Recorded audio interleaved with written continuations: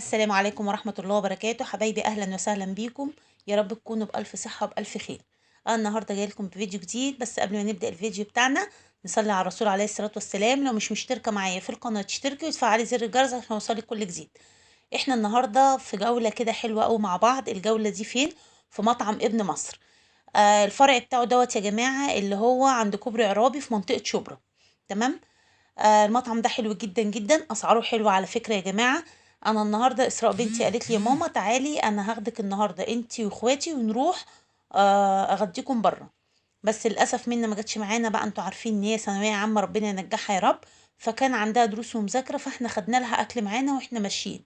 يعني احنا طلبنا لها بيتزا وخدناها معانا. دلوقتي دوت احنا واحنا بنطلب البيتزا بقى كده دخلنا على الركن بتاع الفطاير وكده.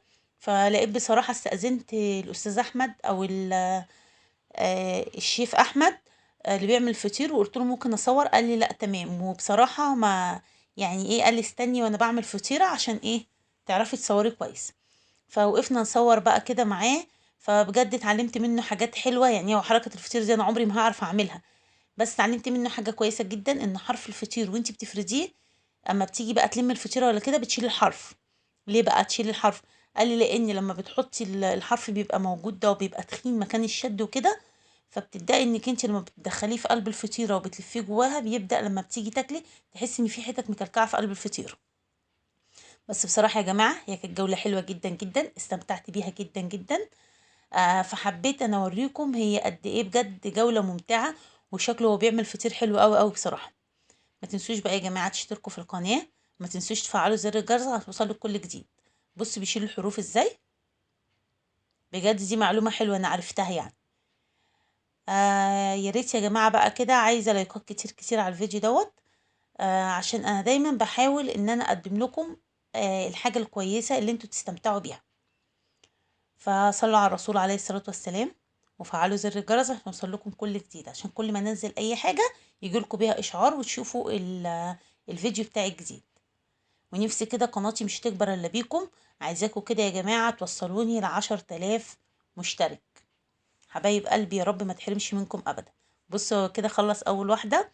في واحدة تانية بقى اهي، دي بقى انا مجبتهاش هو بيفردها لان هو كده كده كان عاملها مرة قبل كده. فدي برضو فردها بس ما جبناش في الاول. وديت هيحشيها ميكس جبن، وهيعملها يحشيها ميكس جبن ولحمة. وهيبدأ عليها يحط عليها خضار تقريبا، على ما اعتقد هيعمل كده. سألته على عجينة اللحمة، هي دي ما كانتش بتاعتنا، احنا كنا طالبين بيتزا بس احنا وقفنا نصور وهو بيشتغل. سألته على اللحمة اللي في ايده ديت، قال لي دي عجينة زي عجينة الكفتة، حاطين عليها بهارات وعاملين عليها بهارات وخلطنا كلها ببعض. وبيسيبوها في التلاجة تشمع شوية او في الفريزر عشان يبدأوا ان هم يقطعوا حتت كده، اما يدخلوها الفرن ويسووها تبقى قطع ما تبقاش مفتفتة معاهم. دي برضو معلومة حلوة انا عرفتها منه يعني. لكن هي دي لا تفتكروها ان هي لحمة مش يعني مش متبهرة او حاجة، لا هم مبهرينها، حاطين عليها توابل وكده. بس بصراحة انا استمتعت اول يوم دوت، اكلهم حلو جدا والخدمة عندهم حلوة جدا جدا. فدوت يا جماعة مطعم ابن مصر اللي موجود عند كوبري عرابي في شبرا. بص كده وبيحط الخضار بتاعه دوت، كان زيتون وكان طماطم وفلفل اخضر كده انا فاكرة اهو. بصوا بقى بيلمها ازاي، حلوة بجد عجبتني. يعني انا في مرة هعملها معاكم وهصورها وانزلها لكم، لان طريقتها حلوه وعجباني بصراحه. بس انا مش هفرد الفطير زيه كده طبعا، انا هفرده كده بطريقتي انا بالراحه، مش هعرف اعمل زيه. لو جيت اعمل زيه هقطعها طبعا.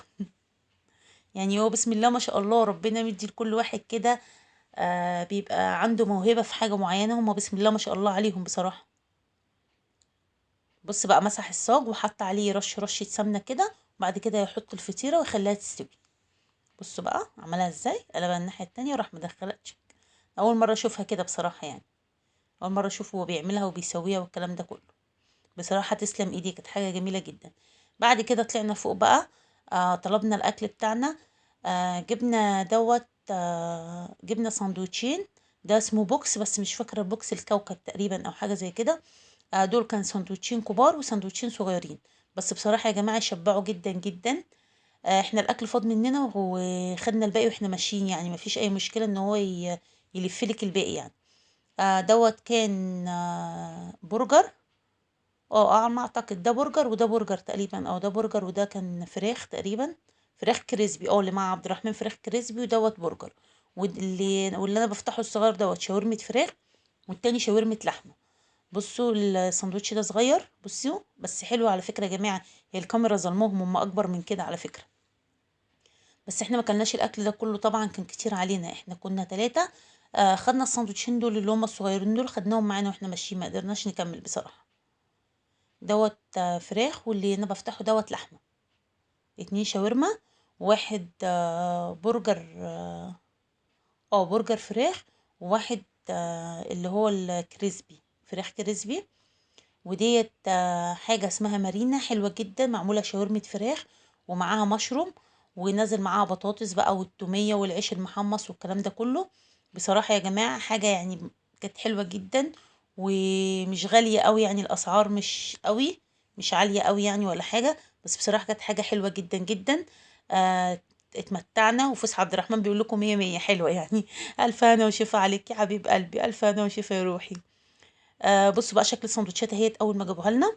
يا رب لو الفيديو بتاعي بقى عجبكم، ما تنسوش بقى تشتركوا في القناة وتفعلوا زر الجرس عشان يوصل لكم كل جديد. ودول شكل الوجبتين اللي احنا جبناهم، مش غاليين يا جماعة ابدا ولا حاجة، اسعارهم حلوة ومناسبة. يعني المارينا ديت انا فاكراها كانت ب79 جنيه. اقول لكم بقى اترككم في رعاية الله، والسلام عليكم ورحمة الله وبركاته.